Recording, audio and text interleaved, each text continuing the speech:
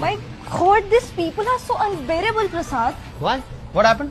अंदर प्रेजेंटेशन चल रहा था and this guy Ayush started talking in regional language. कुठली भाषा?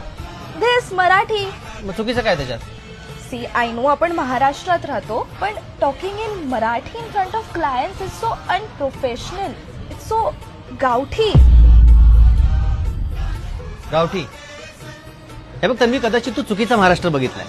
आम्हा महाराष्ट्रीयांना इंग्लिश बोलता येत नाही अशातला भाग नाही, पण आम्हाला स्वतःची भाषा बोलायला कधीच लाज वाटत नाही. या महाराष्ट्राच्या मातीला असे महाराज लाभले ज्यांनी हिंदू, मुस्लिम आणि इतर जातीच्या लोकांना एकत्र घेऊन स्वराज्याची स्थापना केली.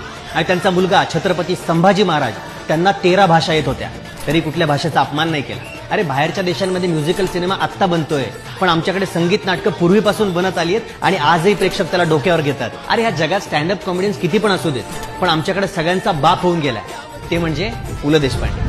भारताची पहिली महिला डॉक्टर सुद्धा आमचीच, क्रिकेटचा देव सुद्धा आमचा आणि गायनाची कोकळं सुद्धा आमचीच. माणसांना माणसांसारखं जगवणारे 2 बाबा या महाराष्ट्रात झाले. माणसांसोबत प्राण्यांनाही माणुसकीने वाढवणारे डॉक्टर प्रकाश बाबा आमटे इथे झाले आणि भारताचं संविधान लिहिणारे डॉक्टर बाबासाहेब आंबेडकर सुद्धा इथेच झाले. अरे एलेला सिम्फनीमध्ये गाणं रेकॉर्ड करायला पोहोचले आमचे अजय अतुल. तरी काही लोकांना आम्ही महाराष्ट्र गावठीच वाटतो. महाराष्ट्राला महान राष्ट्र म्हणतो आम्ही, कारण आमच्यावर संस्कार झाले की कधीच कोणाला स्वतःपेक्षा कमी किंवा जास्त लेखायचं नाही. त्यापेक्षा आपल्याला स्वाभिमानाने मिरवणं गरजेचं आहे.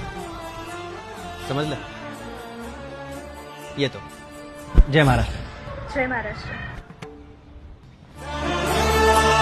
आपली भाषा, आपली संस्कृती डोक्यावर मिरवायला शिका, नाहीतर बाहेरचे तुमची जिरवायला येतील.